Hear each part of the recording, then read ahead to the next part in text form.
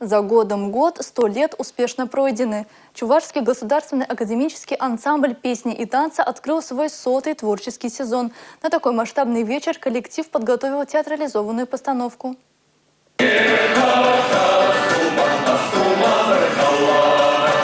Режиссер проекта Анна Ангарова отметила, что на нынешнем этапе ансамбль обретает новую жизнь. В коллектив приходят молодые творческие кадры, поэтому очень важно, с одной стороны, сохранить доброе профессиональное прошлое, а с другой – двигаться дальше и идти в ногу со временем. И это ансамблю удалось прекрасно.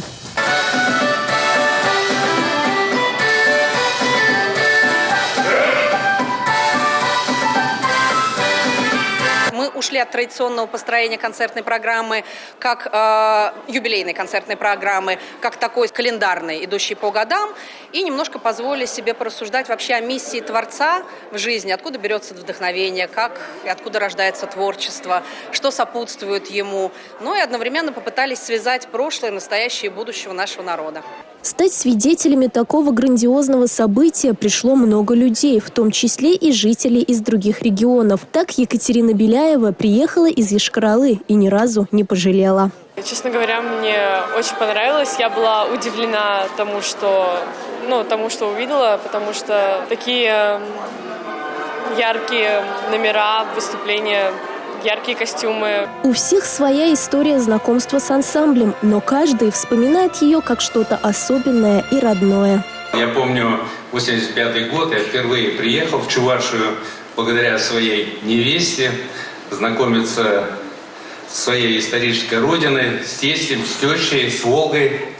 Ну и тогда меня познакомили как раз с чувашским коллективом, который славился во всем мире, не только у нас, не только в стране, но и за пределами. И после этого я смотрел, как показывали по программе «Время», в советское время. Это не часто бывало.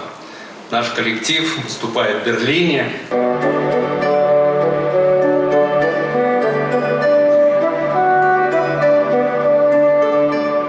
На создание программы «За годом год. 100 лет успешно пройдены» выделено 5 миллионов рублей в виде гранта главы Чувашии. За эти годы ансамбль сформировал традиции, зажгла много имен, а самое главное, завоевал признание зрителей разных регионов и стран. И это вот самое дорогое. В 2024 году коллектив планирует отправиться с программой в гастрольный тур по 9 городам страны в рамках федеральной программы «Мы – Россия».